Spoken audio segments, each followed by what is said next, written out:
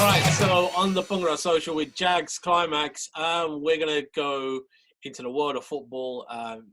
You know what? I've seen Bhangra bands play. I've played in matches, and I've got to say, Jags, you're one of the best players I've ever played. You,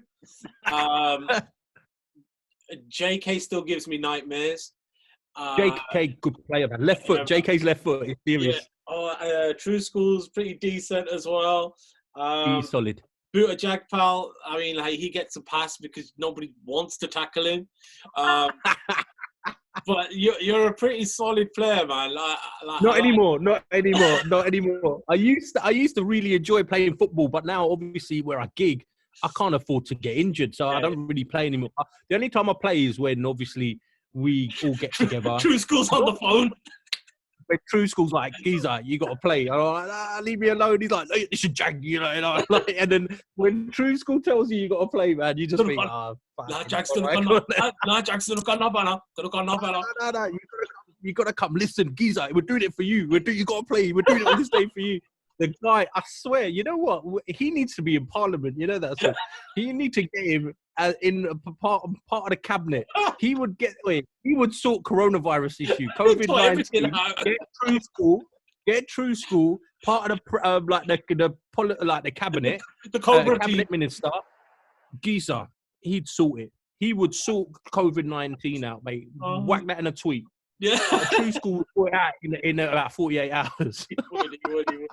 Well, listen, you're contrary to popular belief, you're not an East London lad. You're not a West London lad. You're South London, and South London is home to Crystal Palace. You are a big Eagle Palace fan. So we're gonna go through the top 5 Jags Klimax Crystal Palace moments, and in at number 5, it is one that's quite recent actually. It is the Andros Townsend screamer versus Man City away, which you guys won 3-2. Yeah, look, first thing I'm gonna throw out there, as a fan of Crystal Palace, there's not many moments you can really scream about. Like yourself, you're a Liverpool fan. You could talk about this European Cup, that European Cup. Like, mate, we ain't that kind of a team. So when you're saying Jags, you're getting hyped about a goal. Yeah, because really there's nothing else to scream about when you're a Crystal Palace fan, apart from scoring bangers like that against Man City. So that's a disclaimer I want to put out there firstly. But I love football. Football is my vice. Like I like obviously I love my family, my friends. That's my key thing, yeah. But football, being able to go watch matches or watch football on the TV is my ultimate. Like listening to music and all that is great. Don't get me wrong, but football for me is my everything. We're watching any type of football. Like it could be like Division 2. Bundesliga, whatever it is, I can watch it because I really, really enjoy football and appreciate it. And I remember, so talking about appreciation, so Andros Townsend, when he scored that bangers against Man City, mate, I think I had a juice not in my hand, it was on the table. I got up, I kicked the table, I think I spilt it over. I'm sure it was for that goal. And my mum's in the other room going, "Can you hold it out like that?" I was like, I'm just getting hyped because my man's just scored a bangers. Mate, that goal, next level. So yeah, that was a favourite moment of mine. And you won as well. No, it's weird actually because like you won it. It was away, and it was like a goal in like it was like the 30th minute, something like that, 35th minute. It was quite early on as well. Yeah, it was in the first half, like coming up to half time. Mate, that was, I think, was that goal of the season that season? I think it was. Possibly. He just, banged. Man, we're jungies are talk here. Banged it. Yeah, he ripped that ball, mate. No one was stopping that, mate. Not even your Bruce Grobbler would have stopped that one. All right. That was a favourite moment. All right, as a Palace fan, see, you got to explain this one to me because in at number 4, you have gone with any time we beat Brighton and Hove Albion. Like, you're not even like lucky in terms of cities. What is the Bhangra here, man? it's the M23 derby. That's what they call it, the Okay. M23 derby. So where you've got Liverpool, Everton, Man U, Man City, Inter Milan, AC Milan, Rangers, Celtic. You've got Crystal Palace, Brighton. Yeah, so they're our rivals. So obviously they try and give us shit, man. We're giving them shit, and obviously I'm not too far from a lot of Brighton fans. They're not too far from a lot of Palace fans, and the atmosphere at Selhurst Park for these games is something else. Selhurst Park, if you like football, you're gonna love Selhurst Park. Like, not so much because your team's there and it's kind of like got an old school feel about it, but the vibe, man. You know what? I don't think I've been to a best like stadium that's got a better vibe than Selhurst Park. We're only obviously a small club, but mate, home fans are crazy. Holmesdale End is rocking next level. Like, I've never been to the Cop, so yeah, I'm welcome to any invites. I managed to get into the Cop for the first time this year, actually. The first game back in 2020 against Sheffield United. Shout out Infamous Sook for taking me. He knows he don't take me anywhere. He don't get me any tickets. Man, like Infamous Sook, you, Jesse Sidhu, I don't know, all you guys. I don't get no tickets. Jazzy Pod, you sort me some tickets out. I come on, man. You guys are Liverpool fans, man. Where the connects at? The links. We need the links, man. We need the links to go to the grounds. Hey, it's hard to get tickets, man. Yeah, Infamous Sook is your man. But being in the Cop End, man, it was crazy because it was like from minute 1 to minute 94, it was just stand up and singing. That's it. It was like being at a lady Sangeet night. Like, somebody will start a bully over there, and the whole Cop is singing, and then that'll die down, and then another one will start singing a bully over there about Mo Salah or someone about Firmino or about. I was like, yo, man, this is like. It was wicked, man, and I could see that at Selhurst Park, man. Like, one of my early ultras, mate. One of my early memories of Crystal Palace was this Liverpool Crystal Palace thing in like early 90s, and I think we gave you like a spanking. Like, it was like a 9-0. You beat us 9-0 in the late 80s, and I was gonna say, and then you guys got us back with an Ian Wright goal in the FA Cup and stuff like that. And so yeah, I remember the black and white. Well, no, the black and yellow away shirt that you guys used to have in like the early 90s. So yeah, man, see, I do like Crystal Palace. It's just what you done to us in that 3-3. Crystal, mate. That will forever hurt. I'm glad you ain't got that in the list.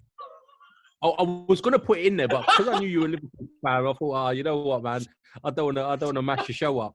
But the way Gale scored them goals, man, Suarez crying at the end. Oh my, I don't know how you guys flopped that. You know what? We were Palace. We were there for the taking. I don't know. I think the pressure just got the better of you guys. I don't know. Everyone thinks it was Chelsea, but it wasn't. It was that Palace game. Yeah.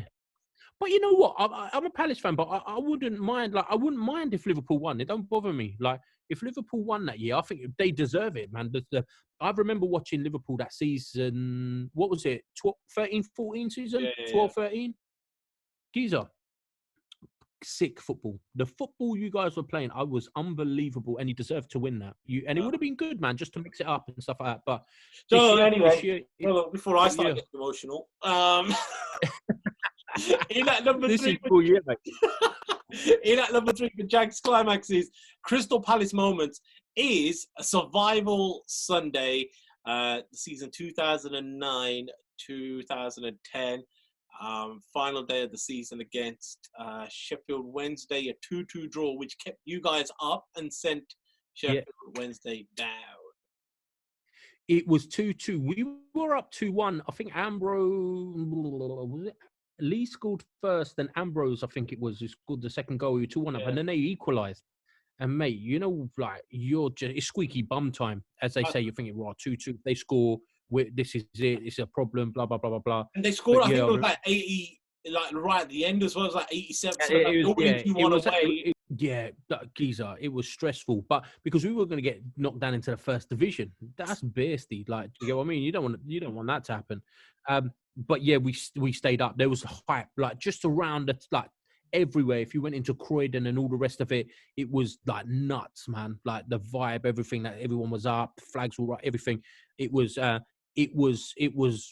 it was hype. And just watching that game, I remember, I don't know where I was though, it's such a long time ago, but I remember watching, I think it was a highlights in all fairness, but I knew by then that we were up, and like the text, WhatsApp, it wasn't even WhatsApp, just text messages back then, like just going crazy and stuff. But yeah, that was a hype moment. That was a hype moment. All right, in at number 2, Palace moment.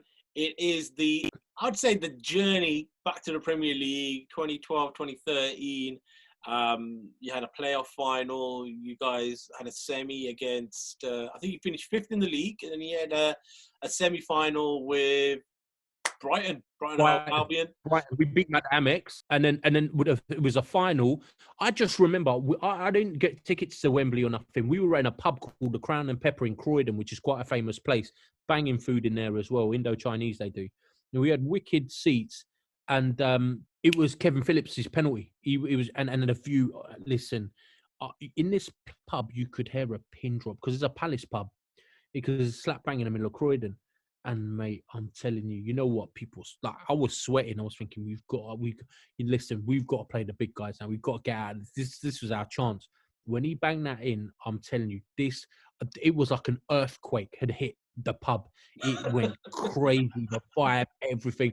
We were in there. Like, I don't drink, but it felt like I was drunk, man. I just felt so high. Like, everyone was just so high on the vibe, and that was such a wicked moment, man. I could just imagine what it was like at Wembley on that day. Sick vibes, man. And as a Palace fan, like, you're getting back into the big league and stuff like that. It's wicked, man. It's and then obviously you kind of appreciate it more when you're a bit more older than when you're a kid, innit? Kind of a thing in a certain way, going to the pub or going to matches and stuff. It was just wicked, man. So that was a top moment for us. So 1-0 against Watford got you back into the Premier League. And your number 1 Palace moment is your first visit to Selhurst Park. So tell us about that moment, man. When was it, and who did you go and see? I'm not going to say it was my first visit, but I just think in general, just going to Selhurst Park. The reason being is because, go and watch your team play at the home ground is great. But, just take one step backwards. One thing that people don't understand is, like, or don't get to experience or see the true realism of how stressful our lives are as DJs or as music producers or people that run businesses and stuff like that. Life is 100 miles an hour, man. 150 miles an hour. Yeah. Your phone's going, your emails are going, you've got this to deliver, you've got to do that. It's self-inflicted 100%. Yeah. But the stress, the pressure is a lot, being Jags Klimax is tough. I wouldn't want it on my worst enemy sometimes, because there's so much, like, to be in this person, and I love it, don't get me wrong, but you sometimes you need to be able to switch off, and at the beginning I was saying, like, football's my vice. When I'm there, you don't get any reception in Selhurst Park, like, and you can't get a 4G because everyone's on Instagram trying to post pictures. No one's going to call or text me, and if they do, my phone's in my pocket. That 90 minutes when I'm with my mate or whatever, man, it just feels good. You're watching your team, especially when you win. I remember my mate got me a ticket a couple of years ago for my birthday. It's a birthday present. And we were playing Chelsea.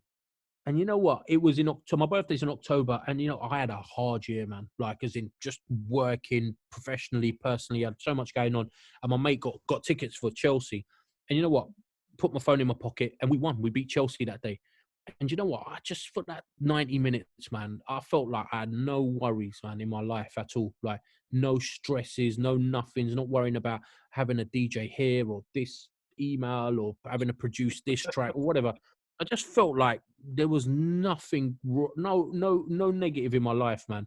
And I think that's why I enjoy going to watch the football. That's why I enjoy going to watch my team, especially when they win. And I think that's the same for billions all over the world. And I'm one of them billions. And I think that's why I enjoy going to Selhurst Park, watching my team. Or, more so than obviously other grounds, but going anywhere, man. Like, just going to watch good football. That's my vice, man. And I think that's my top thing. Going to watch my team play, man. I enjoy it.